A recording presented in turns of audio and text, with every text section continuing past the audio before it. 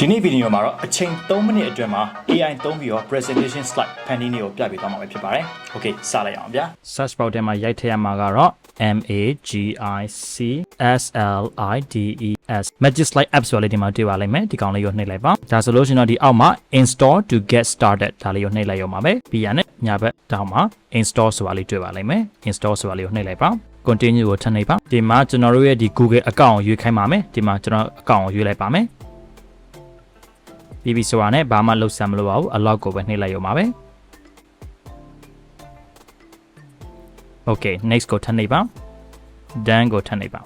Okay ဒါဆိုလို့ရှိရင်တော့ပြီးသွားပါပြီအဲ့တော့ကျွန်တော်တို့ presentation slide လေးတစ်ခုကိုဖန်တီးခြင်းမယ်ဆိုလို့ရှိရင်တော့ဒီမှာ tab အသစ်ကိုထပ်ဖွင့်လိုက်ပါဒီကောင်ကတော့ပိတ်ချင်ပိတ်လိုက်လို့ရပါပြီဟုတ်ပြီကျွန်တော်ဒီမှာ asset လေးတွေတွေ့လိမ့်မယ်ဒီ Google Apps ဆိုတာလေးရှိပါလိမ့်မယ်အဲ့ဒီ apps လေးကိုနှိပ်လိုက်ပါ SLIDE ဆိုပြီးတော့ရေးထားပါလိမ့်မယ်ဒီမှာ SLIDES slide ဆိုတာလေးတွေ့ပါလိမ့်မယ်ဒါလေးကိုနှိပ်လိုက်ပါပေါင်းလက္ခဏာလေးတွေ့ပါလိမ့်မယ်ဒါလေးကိုနှိပ်လိုက်ရမှာပဲဘယ်လိုထင်ဖန်တီးရမယ်ကတော့လွယ်ပါတယ်ကျွန်တော်ဒီမှာအရင်ဆုံးဒီ slide ခေါင်းစဉ်ကိုအရင်ဆုံးပေးလိုက်ပါမယ်ဥပမာဆိုရင်ကျွန်တော်ရဲ့ slide က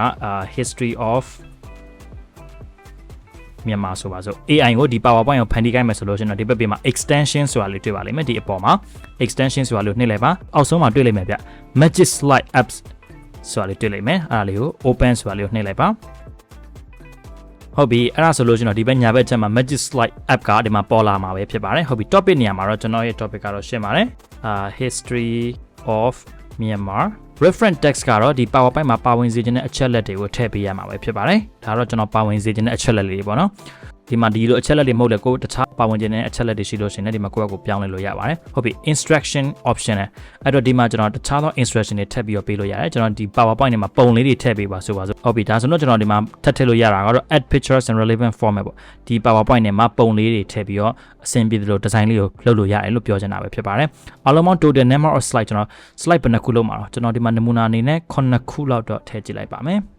ဟုတ်ပြီ PB ဆိုတာနဲ့ tick လုပ်ရမယ့် box လေးနှစ်ခုရှိပါမယ် slide တစ်ခုချင်းစီကိုလုပ်မယ့်အတွက်ကြောင့်မို့ကျွန်တော်တို့ဒီမှာအောက်ဆုံးကဟာကိုပဲ tick လုပ်လိုက်ပါမယ်ဟုတ်ပြီ generate ဆိုတာလေးကိုနှိပ်လိုက်ပါဆိုတော့ AI ကသူ့ဘာနဲ့သူအလုပ်လုပ်နေမှာပဲဖြစ်ပါတယ်ဒီအောက်မှာအားလုံးပေါင်း1မိနစ်ပဲကြာမယ်လို့သူပြောချင်တာပဲဖြစ်ပါတယ်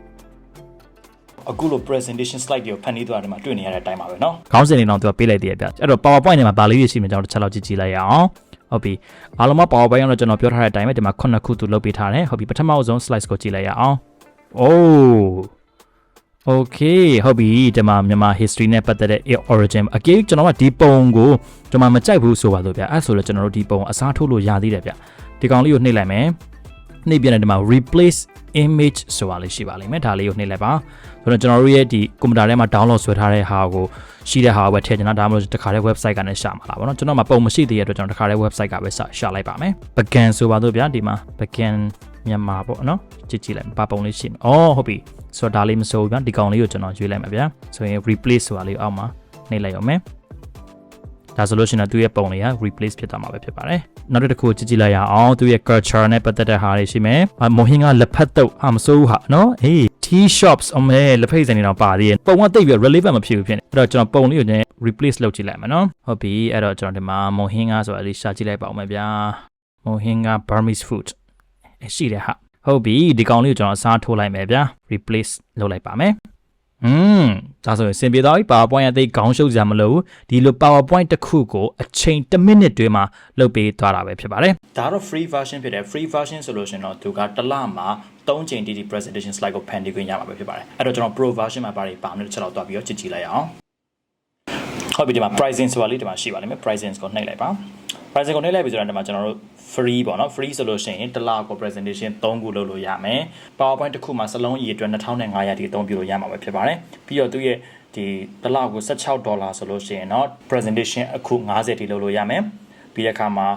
presentation PowerPoint တစ်ခုကိုစလုံးအရေအတွက်6000တိလုပ်လို့ရမှာပဲဖြစ်ပါတယ်ဒါပေမဲ့ကျွန်တော်အဲ့လိုကြီးမလုပ်ပါဘူးဆိုတော့တစ်လကို3ခုလောက်အရေးပေါ်လုပ်လို့ရတယ်ဆိုလည်းမဆိုပါဘူးနော်စံနေကုန်စရာမလိုတော့ဘူး။ Okay အားလုံးအဆင်ပြေကြပါစေဗျာ။ကျွန်တော်ရဲ့ဒီဗီဒီယိုလေးကမိတ်ဆွေတွေအသုံးတဲ့ရဆိုလို့ရှိရင် PowerPoint ဖန်တီးနည်းကိုလွယ်တကူရှင်းပြထားတဲ့ကျွန်တော်ရဲ့ဒီဗီဒီယိုလေးကလည်းမိတ်ဆွေတို့အတွက်အသုံးတဲ့စေမှာပဲဖြစ်ပါတယ်။ Okay နောက်ထပ်ဗီဒီယိုမှာပြန်ဆုံကြမယ်နော်။ Bye bye